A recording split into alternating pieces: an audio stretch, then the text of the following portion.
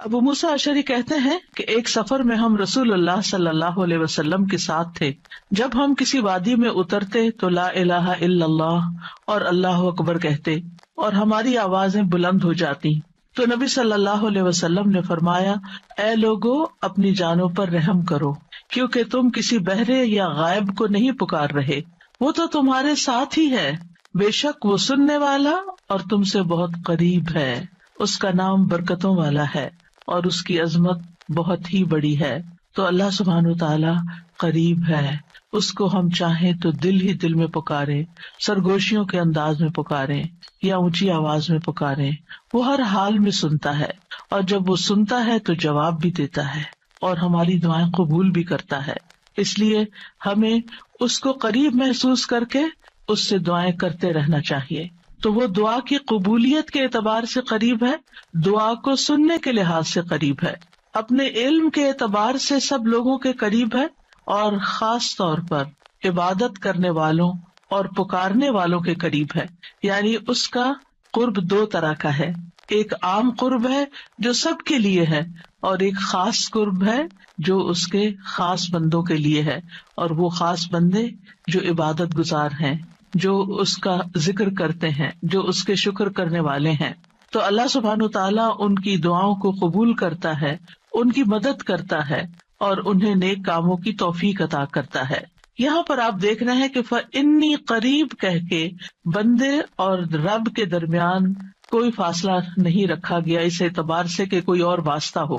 یہاں اللہ سبحانہ وتعالیٰ نے جواب کو قل یا فقل کہہ کے نہیں فرمایا، جیسا کہ دوسری آیات میں آتا ہے.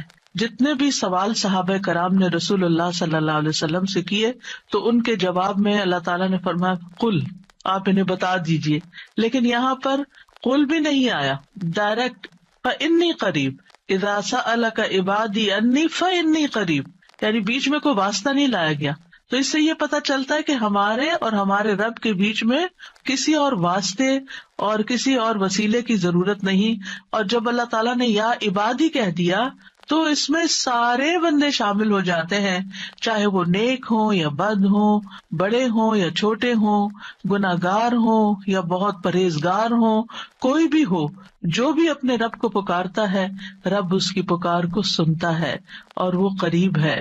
لہٰذا جب ہمارا رب قریب ہے اور مجیب ہے، جیسا کہ آپ جانتے ہیں پروگرام کا نام بھی قریب و مجیب اسی لیے رکھا گیا کہ ہمارا اگر اپنے رب سے تعارف ہو جاتا ہے، ہم اپنے رب کو پہچان جاتے ہیں کہ ہم کس کو پکار رہے ہیں اور وہ کہاں ہے، تو جتنا جتنا ہمارا یہ یقین ہوگا کہ وہ ہمارے قریب ہے اور وہ سنتا ہے اور جواب دیتا ہے، اتنی ہی زیادہ محبت اور توجہ کے ساتھ، اخلاص کے ساتھ ہم دعا کریں گے انشاءاللہ. اور پھر آپ دیکھیے کہ اللہ تعالیٰ ہماری دعاؤں کو ضائع نہیں کرتا.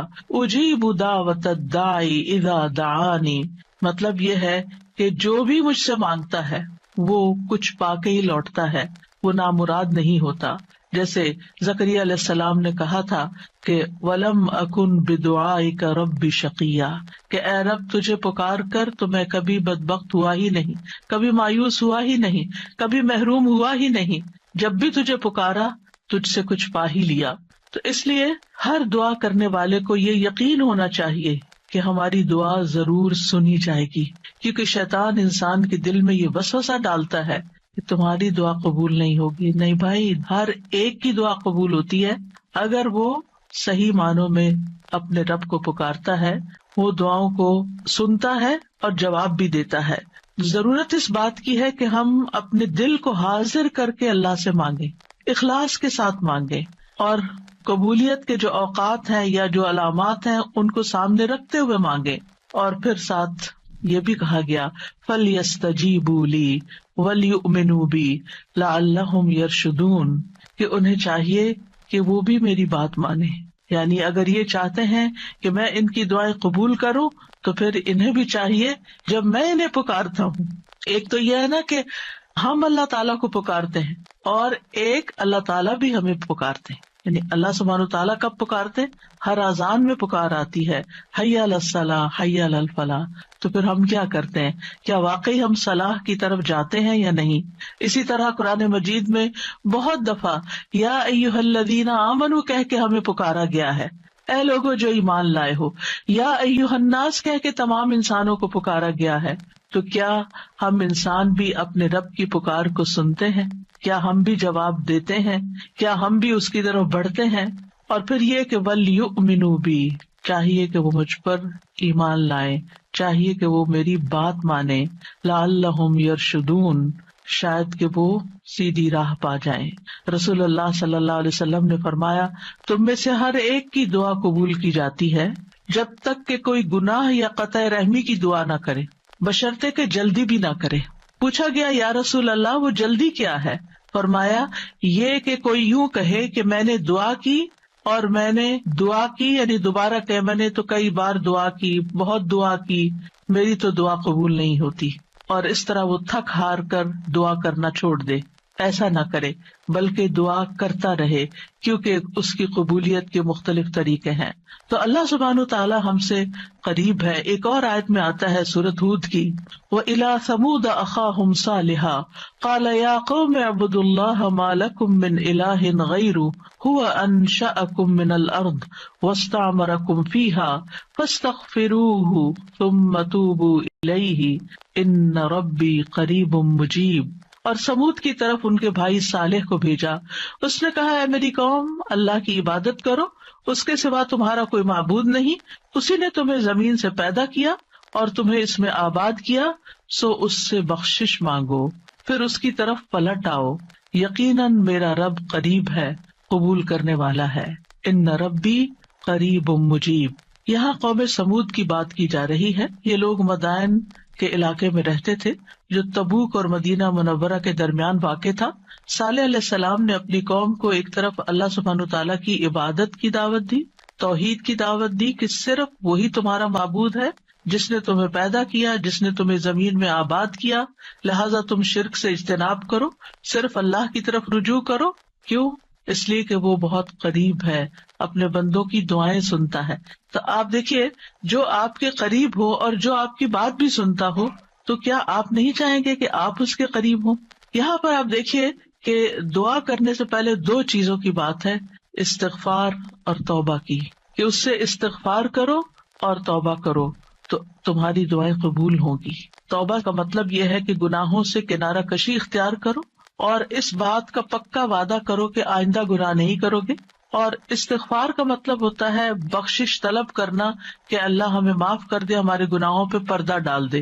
اور توبہ اور استغفار دونوں ہم معنی بھی ہیں۔ امام ابن قیم کہتے ہیں استغفار میں توبہ شامل ہے اور توبہ میں استغفار شامل ہے، اور جب ان کو الگ الگ بولا جاتا ہے تو پھر اس کا معنی الگ الگ بھی ہوتا ہے۔ اور اگر یہ دونوں اکٹھے آئیں، یعنی ایک دوسرے کے ساتھ مل کر آئیں، تو استغفار کا مطلب یہ ہوتا ہے کہ زندگی میں جو ہم کر چکے ہیں غلط کام، برائیاں، اللہ تعالی ہمیں ان کے شر سے محفوظ رکھے۔ اور توبہ کا مطلب یہ ہے کہ ہم آئندہ گناہ میں پڑنے کے شر سے آپ کی مدد چاہتے ہیں، حفاظت چاہتے ہیں۔ اور توبہ اس پختہ ارادہ کو بھی کہتے ہیں کہ دوبارہ گناہ نہیں کریں گے، آئندہ یہ نہیں کریں گے۔ تو ان ربی قریب مجیب، میرا رب یقیناً قریب ہے، مجیب ہے۔ اور یہاں قریب قرب سے شفقت اور اکرام کے معنوں میں، یعنی رب بہت شفیق اور مہربان ہے، بہت کریم ہے۔ اور اس کا اپوزٹ ہوتا ہے بعید، دور۔ اور بہت کا لفظ سختی کے لیے بولا جاتا ہے کہ وہ جو شفیق نہ ہو، سخت ہو، کرخت ہو، اور پھر یہ کہ کچھ نہ دے، تو ایسا نہیں ہے ہمارا رب۔ ہمارا رب قریب ہے، مہربان ہے، اور اس کے ساتھ ساتھ یہ کہ وہ اپنے بندوں کا اکرام کرتا ہے اور انہیں سیدھے رستے پر چلاتا ہے، ان کی رہنمائی کرتا ہے، ان کی ضروریات پوری کرتا ہے، ان کی حفاظت کرتا ہے، ان کو مدد دیتا ہے، ان کی مشکلات دور کرتا ہے۔ لہٰذا ہمیں اپنے رب کو قریب پاتے ہوئے، اور قربت کا ایک احساس ہوتا ہے۔ قریب ہونے کا مطلب یہ نہیں کہ اللہ سبحانہ تعالیٰ کسی نعوذ باللہ فزیکل فارم میں ہمارے ساتھ بیٹھے ہوئے ہیں یا ہمارے دل میں بیٹھے ہوئے ہیں، یہ مطلب نہیں ہے قریب کا۔ قربت ایک احساس کا نام ہے۔ آپ نے دیکھا ہوگا بہت سے لوگ دور ہوتے ہوئے آپ کے دل کے قریب ہوتے ہیں، اور کئی لوگ آپ کے ساتھ رہتے ہوئے، آپ کے ساتھ بیٹھے ہوئے، آپ کے ساتھ زندگی گزارتے ہوئے بھی آپ سے دور ہوتے ہیں۔ تو اللہ سبحانہ تعالی کا قرب محسوس کرنے کی چیز ہے، اس طرح کہ وہ سنتا ہے. اللہ سبحانہ تعالیٰ سنتا ہے، السمیع ہے، اللہ تعالیٰ دیکھتا ہے، البصیر ہے، اللطیف ہے، الخبیر ہے، ہمارے دلوں کے راز بھی جانتا ہے. تو اس سے بڑھ کے قریب کون ہوگا جو شہرک سے بھی زیادہ قریب ہے، اور جو ہمارے دل میں خیال اٹھ کر جو ہمارے دماغ تک جاتا ہے اس سے پہلے کہ دماغ تک جائے وہ بیچ میں حائل ہوتا ہے اور وہ جان لیتا ہے کہ بندہ کیا سوچ رہا ہے. نہ صرف یہ کہ وہ یہ جانتا ہے کہ اس وقت کیا کر رہے ہیں ہم، وہ یہ بھی جانتا ہے ہم پاسٹ میں کیا کر چکے ہیں، اور وہ یہ بھی جانتا ہے کہ ہم فیوچر میں کیا کچھ کرنے والے ہیں. کوئی اور ہے ایسا جو اتنا زیادہ ہمیں جانتا ہو؟ کیا وہ ہماری ضروریات کو نہیں جانتا ہوگا؟ کیا وہ ہمارے دکھ کو نہیں جانتا؟ کیا وہ ہماری پریشانیوں کو نہیں جانتا؟ کیا وہ ہماری زندگی کے مقاصد کو نہیں جانتا؟ کیا وہ ہماری کوششوں کو نہیں جانتا؟ کیا وہ ہماری عبادتوں کو نہیں جانتا؟ وہ خوب جانتا ہے، وہ سب کچھ جانتا ہے.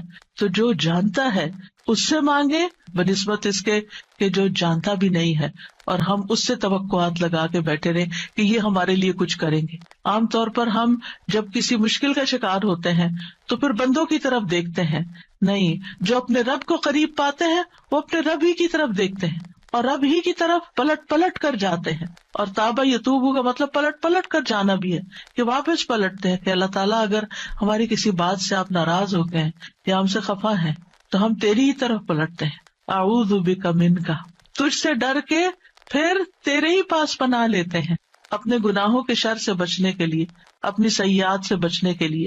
تو اس لیے تھرو آؤٹ جو ہمارا انشاءاللہ پروگرام ہوگا اس میں آپ یہ 2 لفظ بس پکے کر لیں، وہ قریب ہے، وہ مجیب ہے، وہ بہت قریب ہے اور وہ جواب بھی دیتا ہے، وہ دعائیں قبول بھی کرتا ہے. اس لیے اس رمضان میں خوب خوب دعائیں کرنی ہے. اور ویسے بھی آپ دیکھیں کہ دعا افضل ترین عبادت ہے. الدعاء مخ العبادہ، عبادت کا جوہر ہے، عبادت کی ٹاپ پر ہے. تو رمضان کا مہینہ عبادت کے لیے، لہذا اس عبادت میں دعاؤں کا ایک خاص حصہ ہونا چاہیے. دعا ہے کیا؟ دعا کا لفظ عربی زبان میں دال عین واو سے مل کر بنا ہے. دعا یدعو دعاء و دعوتن، یہ 2 مصدر ہیں اس سے. اور دعا کا لفظی معنی ہوتا ہے کسی کو آواز اور کلام کے ساتھ مائل کرنا، پکارنا، یعنی آواز بھی دینا، اس سے بات بھی کرنا اور اس کو اپنی طرف متوجہ کرنا. ایک ہوتا ہے کسی سے بات کرنا لیکن اس میں مقصد یہ نہیں ہوتا کہ میری طرف متوجہ ہو. مثلا میں آپ سے بات کر رہی ہوں اس وقت تو مجھے آپ سے یہ ایکسپیکٹیشن نہیں کہ آپ میری طرف متوجہ ہو کہ میری کوئی مدد کریں. لیکن دعا میں جب انسان پکارتا ہے تو اس کا مطلب ہوتا ہے کہ دوسرا متوجہ ہو اور جس مقصد کے لیے اس کو پکارا جا رہا ہے وہ مقصد بھی پورا ہو جائے. عربی میں کہتے ہیں دعوت اللہ، میں نے اللہ کو پکارا، یعنی میں نے سوال کرتے ہوئے اللہ تعالیٰ کی طرف عاجزی کرتے ہوئے جو خیر ہے اس کے پاس اس میں رغبت رکھی اور اس رغبت کو طلب کرنے کے لیے اس کو پکارا، یعنی اس رغبت کے ساتھ اس کو پکارا. قرآن مجید میں دعا کا لفظ مختلف معنوں میں استعمال ہوا ہے. نمبر 1 دعا بمعنی ندا، آواز دینے کے معنوں میں. دعا کا مطلب کیا؟ آواز دینا. جیسے سورۃ آل عمران میں آتا ہے فَقُلْ تَعَالَوْا نَدْعُ أَبْنَاءَنَا وَأَبْنَاءَكُمْ وَنِسَاءَنَا وَنِسَاءَكُمْ وَأَنفُسَنَا وَأَنفُسَكُمْ. تو آپ کہہ دیجئے کہ آؤ ہم اپنے اور تمہارے بیٹوں کو اور اپنی اور تمہاری عورتوں کو بلا لیں، پکار لیں، یعنی تم بھی ان کو بلا لو ہم بھی بلا لیتے. تو بلانے کے معنوں میں استعمال ہوتا ہے. تو عربی زبان میں دعا اور ندا یہ 2 لفظ مترادف بھی ہیں، ایک دوسرے سے ملتے جلتے ہیں، سینونیمز ہیں، ایک جگہ پر اکٹھے بھی استعمال ہوئے ہیں. الا دعاء و نداء، کہ پکار اور آواز کے سوا کچھ نہیں سنتا. پھر اسی طرح دعا بمعنی طلب کرنا، کسی چیز کی ڈیمانڈ کرنا. قرآن مجید میں آتا ہے وَلَا تَزِرُ وَازِرَةٌ وِزْرَ أُخْرَى وَإِن تَدْعُ مُثْقَلَةٌ إِلَىٰ حِمْلِهَا لَا يُحْمَلْ مِنْهُ شَيْءٌ وَلَوْ كَانَ ذَا قُرْبَىٰ. اور کوئی بھی بوجھ اٹھانے والا کسی دوسرے کے گناہوں کا بوجھ نہ اٹھائے گا. یہ کب کی بات ہے؟ قیامت کے دن. اور کوئی بوجھ سے لدا ہوا شخص اپنا بوجھ اٹھانے کے لیے کسی کو بلائے گا، اس کو پکارے گا، وَإِن تَدْعُ، تو وہ اس میں سے کچھ بھی نہیں اٹھا سکے گا، کوئی مدد نہیں کرے گا قیامت کے دن، اگرچہ وہ قریبی رشتے دار ہی کیوں نہ ہو. تو کسی کو مدد کے لیے بلانا، آؤ میرا سامان اٹھاؤ، میرا بوجھ اٹھاؤ، اس کے لیے بھی لفظ دعا جس میں ایک طلب پائی جاتی ہے استعمال ہوتا ہے. اسی طرح دعا کا لفظ بمعنی قول بات کے بھی استعمال ہوتا ہے. قرآن مجید میں آتا ہے فما کان دعواہم اذ جاءہم بأسنا الا ان قالوا انا كنا ظالمین. جب ان کے پاس ہمارا عذاب آیا تو ان کا قول اس کے سوا کچھ نہ تھا کہ وہ کہنے لگے بے شک ہم ہی ظالم تھے. تو یہاں پر قول یا بات کے معنوں میں آیا ہے. پھر اسی طرح دعا کا لفظ عبادت کے معنوں میں بھی آتا ہے. سورۃ کہف میں نوجوانوں کا جو قصہ آتا ہے جس میں وہ اب ایمان کو بچانے کے لیے غار کی طرف جا رہے تھے تو اللہ تعالیٰ نے ان کے بارے میں فرمایا وَرَبَطْنَا عَلَىٰ قُلُوبِهِمْ إِذْ قَامُوا فَقَالُوا رَبُّنَا رَبُّ السَّمَاوَاتِ وَالْأَرْضِ لَن نَّدْعُوَ مِن دُونِهِ إِلَٰهًا لَقَدْ قُلْنَا إِذًا شَطَطًا. اور ہم نے ان کے دلوں کو مضبوط کر دیا جب وہ اٹھ کھڑے ہوئے تو کہنے لگے ہمارا رب تو آسمانوں اور زمین کا رب ہے، ہم ہرگز اس کے سوا کسی الہ کو نہیں پکاریں گے، یعنی اس کی عبادت نہیں کریں گے، اور اگر ہم ایسا کریں تو یقیناً ہم نے ناانصافی کی بات کی. تو دعا بمعنی عبادت. پھر اسی طرح پانچواں معنی قرآن مجید میں دعا بمعنی فریاد کرنا، طلب کرنا، فریاد کرنا. اور اس میں وَإِن كُنتُمْ فِي رَيْبٍ مِّمَّا نَزَّلْنَا عَلَىٰ عَبْدِنَا فَأْتُوا بِسُورَةٍ مِّن مِّثْلِهِ وَادْعُوا شُهَدَاءَكُمْ. اگر تمہیں اس قرآن میں شک ہے جو ہم نے اپنے بندے پر نازل فرمایا تو اسی طرح کی ایک سورت تم بھی بنا لاؤ اور اللہ کے سوا اپنے گواہوں مددگاروں کو بھی بلا لو. فریاد کرو کہ وہ آئے اور تمہاری مدد کرے، یعنی مدد کے لیے پکارنا، یہ معنی ہے. پھر اسی طرح دعا بمعنی کسی چیز کی ترغیب دینا، یعنی کسی چیز کی طرف دعوت دینا. نوح علیہ السلام نے اپنی قوم کو پکارا تھا قال رب انی دعوت قومی لیلا ونہارا. اس نے کہا ہے میرے رب بے شک میں نے اپنی قوم کو رات اور دن پکارا، ان کو دعوت دیتا رہا دین کی طرف، اپنے رب کی طرف. اور اس میں معنی عبادت کا بھی ہے کہ اللہ کی عبادت کرو تو عبادت کی دعوت میں ان کو دیتا رہا. پھر اسی طرح دعا بمعنی منسوب کرنا، نسبت دینا. ادعوہم لآبائہم، ان بچوں کو ان کے حقیقی باپوں کی نسبت سے پکارو. یعنی ادعوہم کا مطلب ہے کہ ان کو اپنے باپوں کی طرف ہی منسوب کرو، جن کے وہ بچے ہیں باپ کا نام نہیں بدلو. اور آٹھواں معنی ہے سوال کرنا، دعا بمعنی سوال. جیسے بنی اسرائیل نے موسیٰ علیہ السلام سے کہا قالوا ادع لنا ربک یبین لنا ما ہی، انہوں نے کہا تم اپنے رب سے ہمارے لیے دعا کرو. تو یہ جو دعا ہے یہ بمعنی سوال ہے، یعنی مانگو کہ وہ ہمارے لیے بیان کر دے کہ وہ گائے کس طرح کی ہو. تو قرآن مجید میں یہ دعا کا لفظ مختلف معنوں میں استعمال ہوا ہے، لیکن دعا کا عمومی شرعی معنی کیا ہے؟ اللہ کی بارگاہ میں عاجزی کے ساتھ سوال کرنا اور اللہ کے پاس جو خیر ہے اس میں راغب ہونا، رغبت رکھنا. اللہ کی بارگاہ میں اللہ کے حضور عاجزی کے ساتھ سوال کرنا، چیخ چلا کے نہیں بلکہ بہت ہمبل طریقے سے. اور جو خیر اللہ کے پاس ہے اس میں رغبت رکھنا، اس کا شوق رکھنا. تیبی کہتے ہیں اس سے مراد ہے اللہ کی بارگاہ میں انتہا درجے کی عاجزی، انکساری اور محتاجگی ظاہر کرنا. جیسے موسیٰ علیہ السلام نے دعا کیا کی تھی رب انی لما انزلت الی من خیر فقیر. اپنے فقر، اپنی محتاجی، اپنی ضرورت کا اظہار کیا تھا. انی لما انزلت الی من خیر فقیر. امام ابن قیم کہتے ہیں اس سے مراد ہے ایسی چیز کو طلب کرنا جو دعا کرنے والے کو فائدہ دے، یعنی فائدے کی چیز حاصل کرنے کے لیے سوال کرنا، اور ایسی چیز کو دور کرنے کے لیے طلب رکھنا جو اس کو نقصان دیتی ہو. تو پھر دو طرح سے دعا کرتا ہے انسان، کچھ فائدے کی چیزیں مانگتا ہے اور کچھ نقصان والی چیزوں کو دور کرنے کے لیے اللہ سے درخواست کرتا ہے. ہماری شریعت میں دعا کی دو بڑی اقسام ہیں، ایک ہے دعائے عبادت اور ایک ہے دعائے مسئلہ. دعائے عبادت کیا ہے؟ اس سے مراد ہے کہ انسان اللہ سے ثواب کی امید رکھتے ہوئے، اس کے عذاب سے ڈرتے ہوئے اس کی عبادت کرے، اس میں سوال نہیں ہے. تو عربی میں دعا بمعنی عبادت بھی استعمال ہوتا ہے. آتا نا وقال ربکم ادعونی استجب لکم ان الذین یستکبرون عن عبادتی سیدخلون جہنم داخرین. اس میں دعا کے دونوں معنی آ گئے. اور تمہارے رب نے فرمایا کہ مجھ سے دعا کرو میں تمہاری دعا قبول کروں گا، یہ تو سوال ہو گیا. اور دوسرا بے شک وہ لوگ جو میری عبادت سے تکبر کرتے ہیں عنقریب وہ ذلیل و خوار ہو کر جہنم میں داخل ہوں گے. تو یہاں عبادت کا معنی بھی آ گیا عبادت کے لفظ کے ساتھ، یعنی دعا ایک طرح سے عبادت ہے. تو دعا عبادت کیا ہے کہ انسان اللہ سے ثواب کی امید رکھتے ہوئے اس کے عذاب سے ڈرتے ہوئے اللہ کی عبادت کرے، جیسے نماز پڑھے، روزہ رکھے، قرآن کی قرأت کرے، تسبیح کرے، صدقہ کرے، اللہ کی طرف لوگوں کو دعوت دے، تعلیم کا کام کرے. تو انسان ان میں سے جو بھی عبادت کا کام کرے گا وہ دراصل اللہ کی طرف راغب ہوگا، کیونکہ دعا میں رغبت پائی جاتی ہے. اور جو شخص مثلا نماز پڑھتا ہے تو گویا وہ زبان حال سے دعا کر رہا ہوتا ہے، اللہ سے بخشش مانگ رہا ہوتا ہے کہ اللہ تعالیٰ ہمارے اوپر رحم کیجیے، ہم نے جو گناہ کیے ہیں آپ ان کو معاف کر دیجیے. کیونکہ نماز بذات خود کیا کرتی ہے؟ بلاؤں کو ٹالتی ہے، گناہوں کو معاف کرنے کا ذریعہ ہے. ٹھیک ہے. اچھا، صدقہ کیا کرتا ہے؟ گناہوں کی آگ بجھاتا ہے. ٹھیک ہے نا. تو یہ جو گناہوں کی آگ کا بجھنا ہے، یہ ہم بول کے بھی کہہ سکتے اللہ میں جہنم کے عذاب سے بچا، تو وہ ہماری زبان بول رہی ہوتی.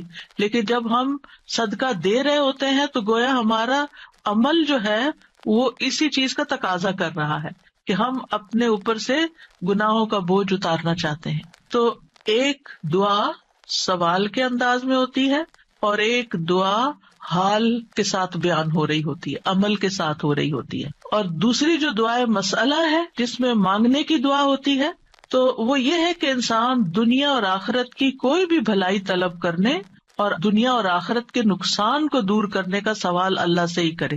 دنیا اور آخرت کی کوئی بھی بھلائی مانگنا اور دنیا اور آخرت کے کسی بھی نقصان سے بچنا، یہ بس اللہ ہی سے کرے اس کا سوال. یہ دعائے مسئلہ ہے، یہ سوال کرنے والی، یعنی وہ دعا جس میں ہم سوال کرتے ہیں. کن چیزوں کا سوال کرتے ہیں؟ دنیا اور آخرت دونوں. آخرت نہیں بھولنی. ربنا آتنا فی الدنیا حسنۃ وفی الآخرۃ حسنۃ وقنا عذاب النار. تو دنیا اور آخرت کی حسنہ مانگنا اور دنیا اور آخرت کے عذاب سے، مصیبت سے بچنا. وقنا عذاب النار، سب سے بڑی مصیبت تو آگ ہے نا، یعنی اس کی کوئی تکلیف انسان کو پہنچے.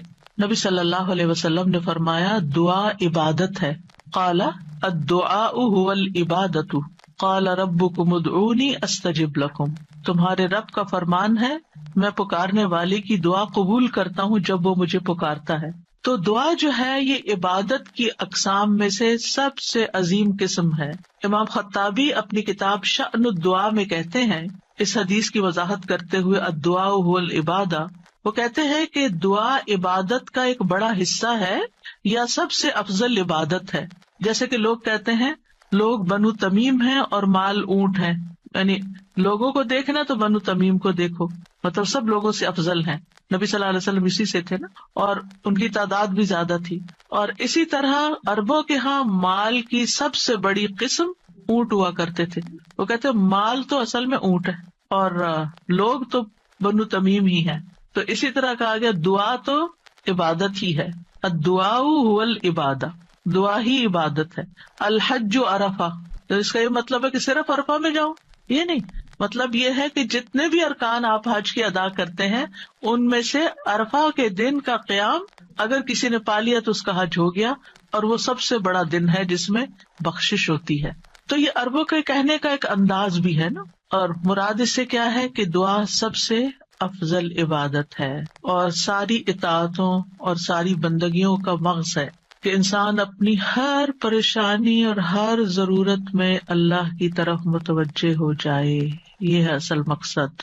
اگر کسی مشکل میں پڑ گیا ہے تو اس مشکل کے دور ہونے کے لیے بس اللہ ہی کی طرف رجوع کرے اور اسی کا انتظار کرے کہ وہی کاٹے گا. لوگوں سے توقعات ہٹا لے. اس کا یہ مطلب نہیں کہ ہم لوگوں سے ہیلپ لے نہیں سکتے، آپ لوگوں سے ہیلپ لے سکتے ہیں، آپ ان کو بتا سکتے ہیں کہ آپ کس مشکل میں اور اس کا حل کیا ہے، لیکن ان سے توقع نہ رکھے کہ یہ میری مشکل حل کر دیں گے. مثلاً آپ کو کوئی پرابلم ہوئی ہے، آپ کسی سے مشورہ کرنا چاہتے ہیں، آپ کسی سے کاؤنسلنگ لینا چاہتے ہیں، آپ ضرور لیں، لیکن یہ توقع نہ رکھیں کہ یہ آپ کا مسئلہ حل کر دے گا یا بس یہی آپ کے لیے سب کچھ ہو گیا. اس کو اللہ سبحانہ تعالیٰ سے آگے نہ رکھیں. کہتے ہیں نا ہمت مردہ مدد خدا.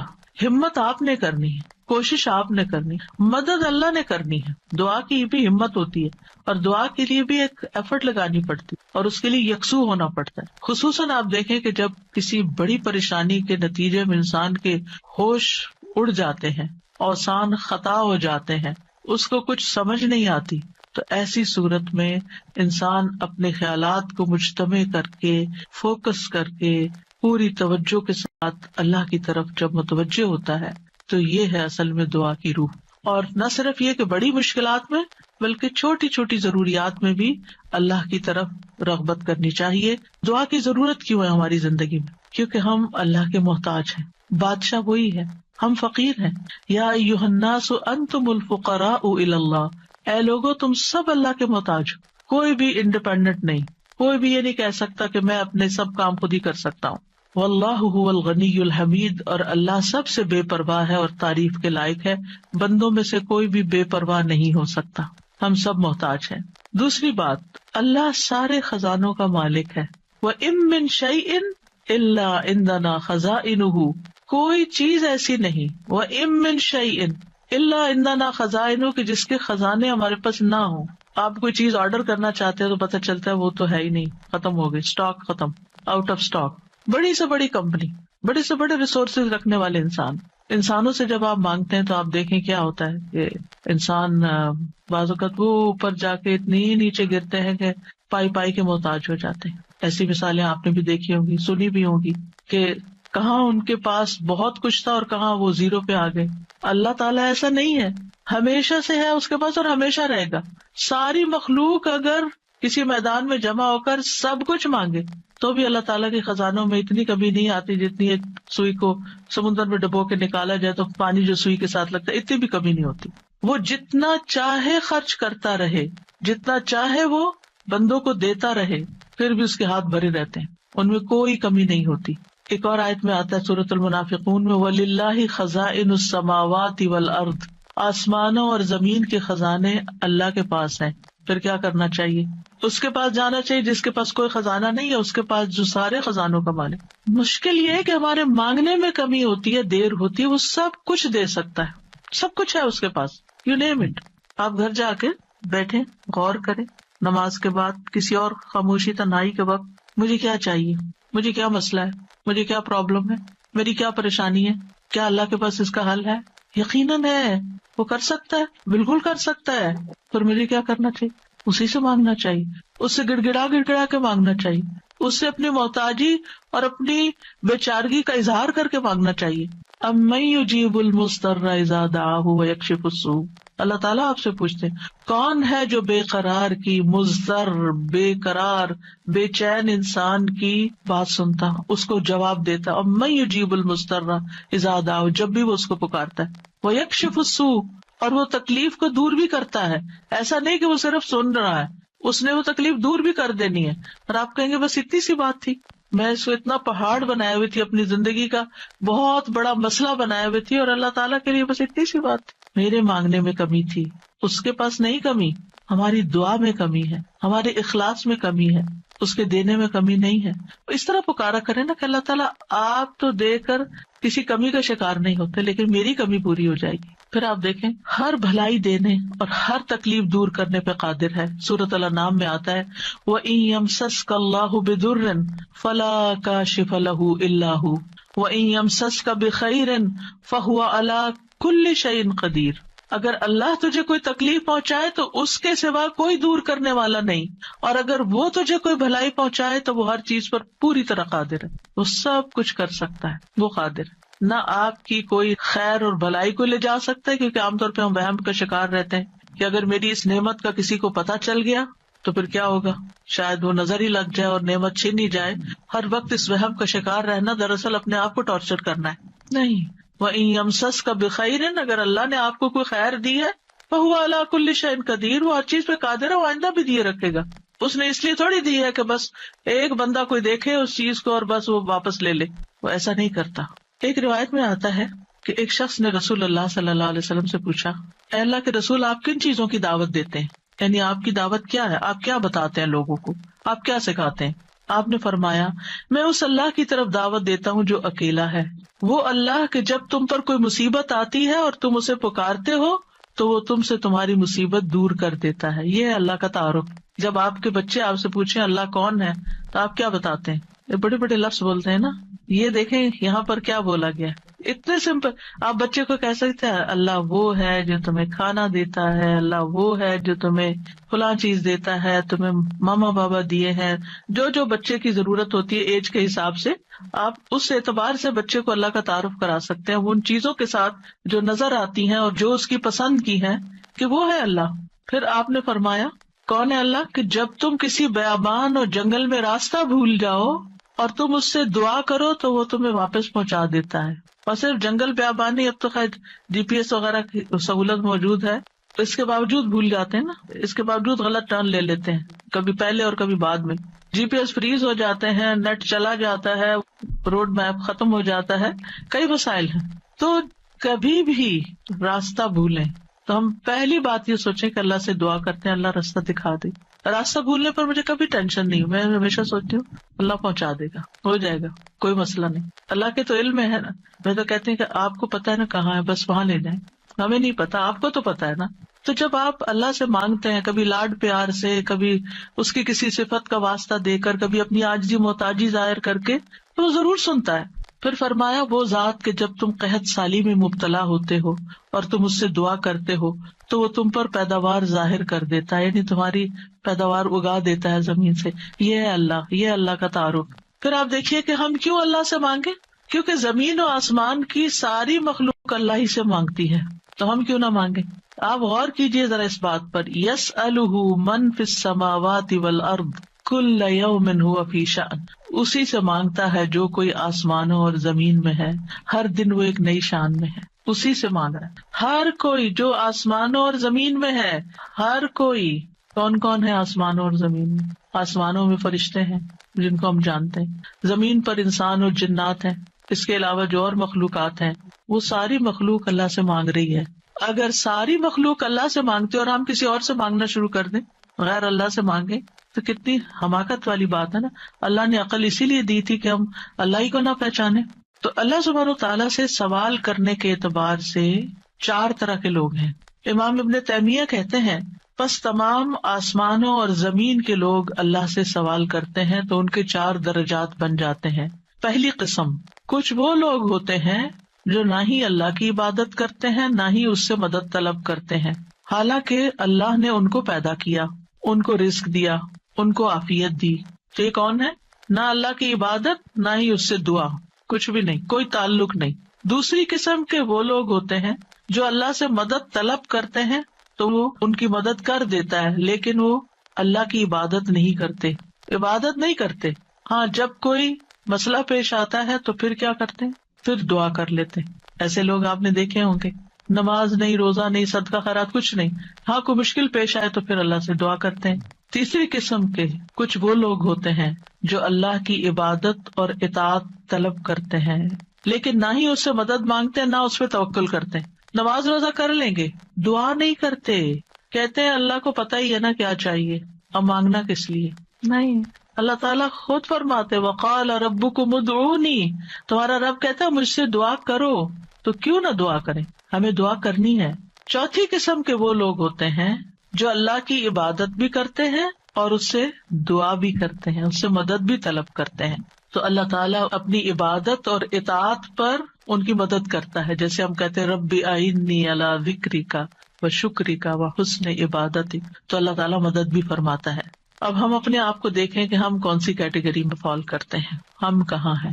کیا ہم ان لوگوں میں ہیں جو عبادت بھی کرتے ہیں اور دعا بھی کرتے ہیں؟ تو یہ ٹاپ کلاس کے لوگ ہیں، اور باقی اللہ تعالیٰ کے حق میں کبھی کوتاہی کرتے ہیں. تو ہمیں دعا کرتے رہنا چاہیے، اللہ تعالیٰ کو پکارتے رہنا چاہیے، ہر ضرورت میں، ہر مقصد میں، ہر پریشانی میں، ہر دکھ میں، ہر بیماری میں، ہر موقع پر، ہر چیز کے لیے، چھوٹی سے چھوٹی چیز کے لیے، بڑی سے بڑی چیز کے لیے اللہ ہی سے مانگنا چاہیے، کیونکہ وہ دے کر احسان نہیں جتاتا، وہ دے کر شرمندہ نہیں کرتا، وہ دے کر ہم سے واپس نہیں مانگتا، وہ بغیر شرط کے دیتا ہے، غیر مشروط دیتا ہے. وَإِذَا سَأَلَكَ عِبَادِي عَنِّي فَإِنِّي قَرِيبٌ أُجِيبُ دَعْوَةَ الدَّاعِ إِذَا دَعَانِ فَلْيَسْتَجِيبُوا لِي وَلْيُؤْمِنُوا بِي لَعَلَّهُمْ يَرْشُدُونَ.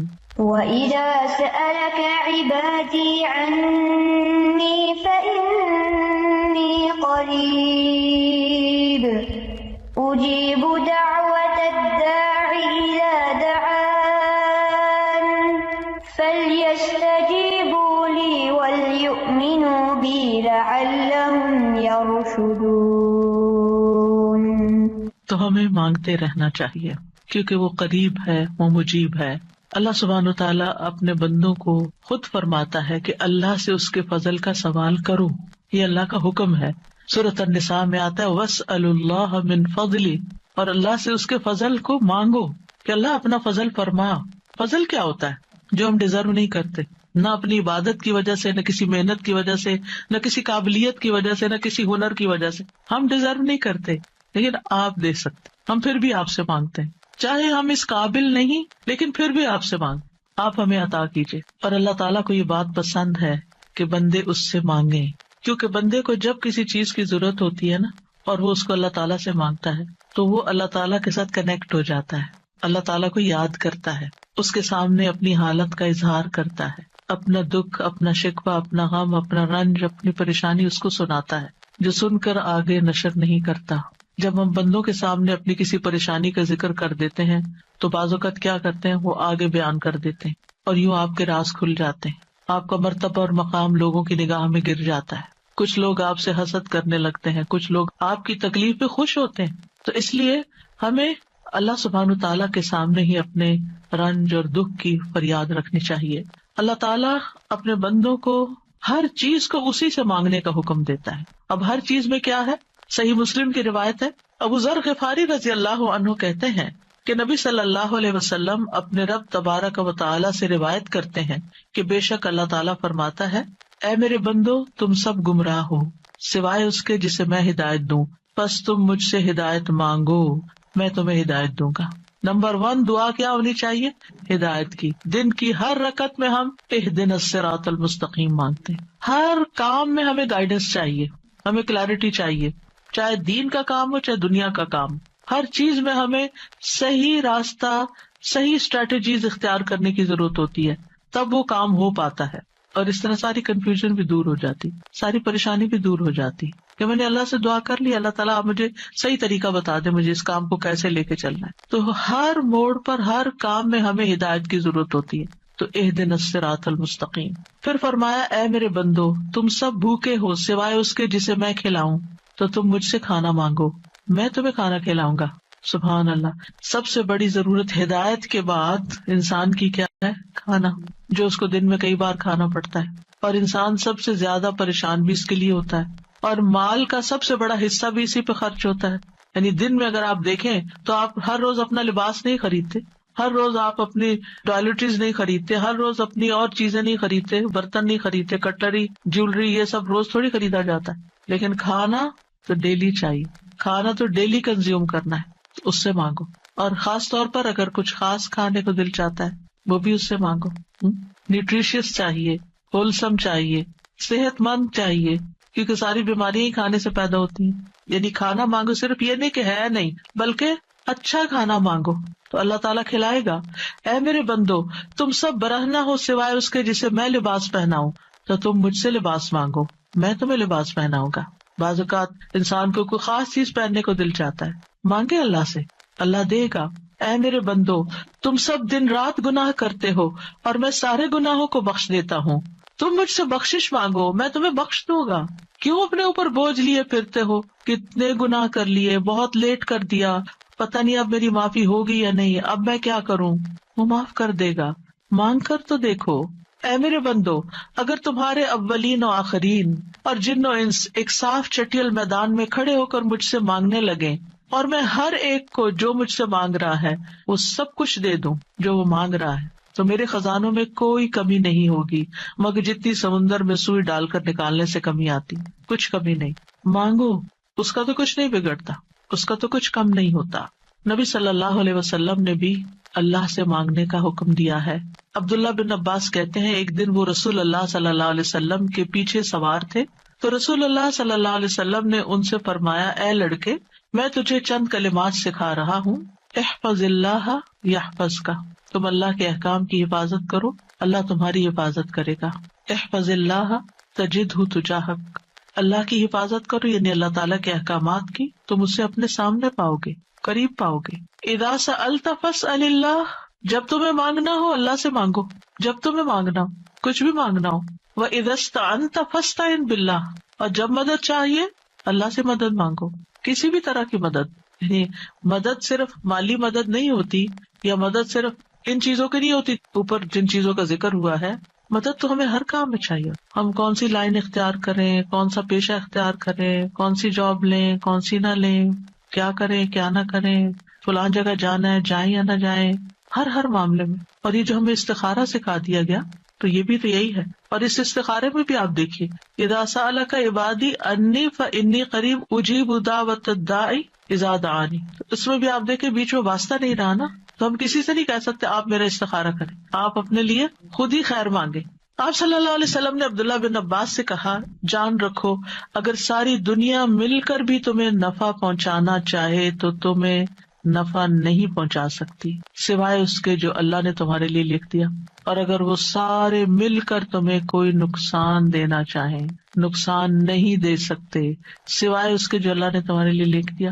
کتنا بڑا توکل سکھاتی ہے یہ بات، کتنی فکریں پریشانیاں دل سے اور دماغ سے بالکل آف لوڈ ہو جاتی، کچھ نہیں ہوتا، کوئی کچھ نہیں بگاڑ سکتا۔ ہم ڈرتے رہتے ہیں نا، کبھی فیوچر سے ڈرتے ہیں، کبھی لوگوں سے ڈرتے ہیں، کبھی کسی بیماری سے ڈرتے ہیں، کبھی بھوک فقر و فاقہ سے ڈرتے ہیں، کبھی اپنے اولاد کے بارے میں ڈر رہے ہوتے ہیں، فکر کر رہے ہوتے ہیں ان کا کیا بنے گا، ان کے ایمان کا کیا ہوگا، ان کے کھانے پینے کا کیا ہوگا، ان کے رہنے کا کیا، یہی فکریں تو ہیں ہماری جن میں ہم ڈوبے رہتے ہیں۔ اللہ نے ہمیں صرف ان فکروں کے لیے تھوڑی بھیجا ہے، ہمیں تو اللہ نے اپنی عبادت کے لیے بھیجا تھا، اللہ نے ہمیں بڑے کام کرنے کے لیے بھیجا، ہم نے اپنے آپ کو چھوٹی چھوٹی چیزوں میں الجھا کر بیمار کر لیا اور انہی کے اندر ہی گھومتے رہے اور انہی کی فکر کرتے رہے اور انہی کے بوجھ تلے دبے رہے، جبکہ ہمیں تو کنتم خیر امت اخرجت للناس، تم بہترین امت ہو، تمہیں تو انسانیت کے لیے پیدا کیا گیا تھا، تمہیں تو اوروں کے لیے پیدا کیا گیا تھا کہ تم خود بھی ہدایت پر اور انہیں بھی اللہ کی طرف بلاؤ، اور تم صرف اپنی ہی ذات میں کھو گئے اور صرف اپنے ہی غم لے کر بیٹھ گئے اور صرف اپنی ہی پریشانیوں میں دن رات رہے۔ ان سب چیزوں کو تو اللہ کے حوالے کرنے کی ضرورت ہے، وہ ٹیک کیئر کرے گا۔ ان تنصروا اللہ ینصرکم، اگر تم اللہ کی مدد کرو گے اللہ تمہاری مدد کرے گا، اور وہ ضرور کرے گا۔ تم اوروں کی فکر کرو اللہ تمہاری کرے گا۔ تو اس لیے ہمارے کرنے کا کام کیا، احفظ اللہ یحفظک، حفاظت چاہیے، تم اللہ تعالیٰ کے احکامات کی حفاظت کرو، جو تمہیں کہا جا رہا ہے وہ پابندی سے کرو، باقی کام اللہ کا ہے۔ اور پھر احفظ اللہ تجدہ تجاہک، جب تم اللہ کے بن جاؤ گے نا تو پھر اللہ کو بہت قریب پاؤ گے۔ پھر آپ دیکھیے کہ اللہ کے نزدیک دعا سے زیادہ کوئی چیز معزز نہیں۔ دعا انسان کو عزت دیتی ہے، جب انسان بندوں کے آگے ہاتھ پھیلاتا ہے تو ذلیل ہوتا ہے، اور جب اللہ سے مانگتا ہے دو ہاتھ اٹھا کے، بندوں کے سامنے تو ہم ایک ہاتھ پھیلاتے ہیں اور اللہ کے سامنے دو ہاتھ پھیلاتے ہیں، اور جب انسان اللہ سے مانگتا ہے تو اللہ اس بندے سے محبت کرتا ہے اور اس بندے کو دیتا ہے، نوازتا ہے اور عزت دیتا ہے، اپنی جناب سے دیتا ہے۔ اور جب بندوں سے مانگتے ہیں تو وہ کبھی دیتے ہیں کبھی نہیں دیتے، اور کبھی دے کے اذیت بھی دیتے ہیں، اور پھر احسان جتاتے ہیں، دکھ دیتے ہیں، ذلیل کرتے ہیں، بعض اوقات آپ کی انا کو مجروح کر دیتے ہیں، آپ کی عزت کو مجروح کر دیتے ہیں، آپ کو بعض اوقات بدنام کر دیتے ہیں۔ تو اللہ کے نزدیک دعا سے زیادہ کوئی چیز معزز نہیں۔ لیس شیء اکرم علی اللہ من الدعاء، پھر یہ کہ اللہ تعالیٰ دعائیں سنتا ہے۔ وَلَقَدْ نَادَانَا نُوحٌ فَلَنِعْمَ الْمُجِيبُونَ، یقیناً نوح نے ہمیں پکارا تو ہم بہت اچھے قبول کرنے والے ہیں۔ ہم نے ان کی سنی، ہمیں کیوں بتایا جا رہا ہے؟ تاکہ تم بھی پکارو، تمہاری بھی سنی جائے گی۔ ابراہیم علیہ السلام نے کیا کہا تھا، ان ربی لسمیع الدعاء، میرا رب تو یقیناً دعا سننے والا ہے، وہ تو ضرور سنتا ہے۔ اور پھر خاص طور پر جو مضطر ہو، بے چین ہو، بے قرار ہو، لاچار ہو، امن یجیب المضطر اذا دعاہ ویکشف السوء، یہ لاچار کون ہوتا ہے؟ ابن عباس کہتے ہیں اس سے مراد وہ شخص ہے جس کی ایسی ضرورت ہو جو اس کو مشقت میں ڈال دے، یعنی مصیبت میں پڑ جائے انسان، چاہے اندر قلبی روحانی طور پر، چاہے مالی طور پر، چاہے صحت، یعنی کسی بھی اعتبار سے جو چیز اس کو مشکل میں ڈال دے۔ مشقت میں، یہ لاچاری ہوتی ہے. یہ کہتے ہیں ڈپینڈنسی جیسے ہو جاتی ہے دوسروں پر. سدی کہتے ہیں کہ اس سے مراد وہ شخص ہے جس کے پاس کوئی ہیلا چارہ قوت باقی نہ رہے، یعنی دنیا میں اس کا کوئی وسیلہ سبب نہیں رہا، تنہا رہ گیا، وہ سنتا ہے. ذنون کہتے ہیں اس سے مراد وہ شخص ہے جو اپنے تعلقات کو اللہ کے سوا سب سے کاٹ دے، بس اللہ ہی ہے میرا. ابو جعفر کہتے ہیں کہ اس سے مراد مفلس شخص ہے جس کے پاس کچھ نہیں. سہل بن عبداللہ کہتے ہیں اس سے مراد وہ شخص ہے جو اپنے ہاتھ دعا مانگتے ہوئے اللہ کی طرف بلند کرتا ہے، اوپر اٹھاتا ہے، حالانکہ اس کے پاس اطاعت کا کوئی نیکی کا کام نہیں ہوتا جس کو وہ وسیلہ بنا سکے. لاچار. اب ہر جگہ سے مایوسی ہوگی، اب ایک ہی راستہ ہے، اور وہ راستہ شیطان کہتا ہے تم تو اتنے نافرمان ہو، تمہاری نہیں سنی جائے گی. نہیں، وہ پھر بھی سنتا ہے. امن یجیب المضطر. اصل میں بندے تو ہم اللہ ہی کے ہیں نا، چاہے ہم اللہ کو اپنا بنائیں یا نہ بنائیں، ہیں تو اسی کے، جانا تو اسی کی طرف ہے، دنیا میں بھی اسی کی طرف جانے کی ضرورت پیش آتی ہے. اور پھر آپ دیکھیے کہ اللہ تعالیٰ کا قبولیت کا وعدہ بھی ہے، اور وہ بندوں کی حاجات پوری کرتا ہے. اللہ تعالیٰ خود پکارتے ہیں جب رات کا ایک تہائی حصہ بچتا ہے، آسمان دنیا پہ نزول فرما کے اللہ تعالیٰ فرماتے ہیں کون ہے جو مجھ سے دعا کرے تو میں اس کی دعا قبول کروں، کون ہے جو مجھ سے بخشش طلب کرے تو میں اسے بخش دوں، کون ہے جو مجھ سے رزق مانگے تو میں اس کو رزق عطا کروں، کون ہے جو تکلیف دور کرنے کی درخواست کرے تو میں اس کی تکلیف دور کروں. اور یہ اعلان فجر کے طلوع ہونے تک ہوتا رہتا ہے. تو اللہ تعالیٰ پکار رہے ہیں کہ مانگو مجھ سے. اب دیکھیے اگر کبھی آپ کے پیرنٹس میں سے کوئی یا کوئی بڑا یا اگر آپ سے کہے کہ اچھا مانگو، کیا مانگتے ہو، فرمائش کرو، کیا کرتے ہیں ہمارا حال کیا ہوتا ہے؟ بہت خوش ہو جاتے ہیں، اتنی بڑی آفر آ گئی ہے، کرو فرمائش، کیا چاہیے، جیولری چاہیے، کپڑے چاہیے، جو چاہیے مانگو. تو ہمارا خوشی سے ایسا حال ہوگا کہ ہمیں یہ بھی یاد نہیں رہے گا کہ اب مانگنا کیا ہے آپ نے. اللہ سبحانہ وتعالیٰ روز ہمیں پکارتے ہیں کرو فرمائش، مانگو، کچھ مانگو، اور ہم مانگتے ہی نہیں. جاگ بھی جائے تو ہم مانگتے نہیں. مانگنے کی ضرورت ہے. آپ دیکھیے کہ دنیا کے بادشاہ جب کوئی سوالی آتا ہے، کوئی بیگر آتا ہے، وہ دروازے بند کر دیتے ہیں. جو انسان 2 سے 3 دفعہ آپ سے کچھ مانگ چکا ہو، جب آپ اس کو دیکھتے ہیں تو وہ موڑ کے چل دیتے ہیں، یہ پھر آ گیا ہے، پھر کچھ مانگے گا.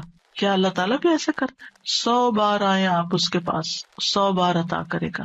وہ اپنا دروازہ بند نہیں کرتا، وہ اپنی دولت نہیں چھپاتا، وہ تمہارے لیے ہر روز رات کو دروازہ کھولتا ہے. آ جاؤ تم میری طرف، مانگو مجھ سے.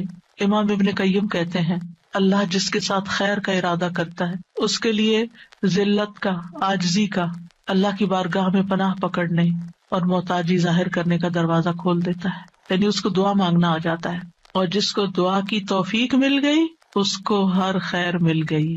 تو اصل چیز یہ ہے کہ دعا کی توفیق ہو جائے، دعا مانگنا شروع کر دیں. آپ دیکھیں کہ اس نیت سے بھی یہ پروگرام رکھا گیا تھا کہ ہم روز دعا کے بارے میں کچھ سنیں، پھر دعا کے مطلب کو سمجھیں، دعا کرتے رہے تاکہ ہمیں دعا مانگنا آ جائے.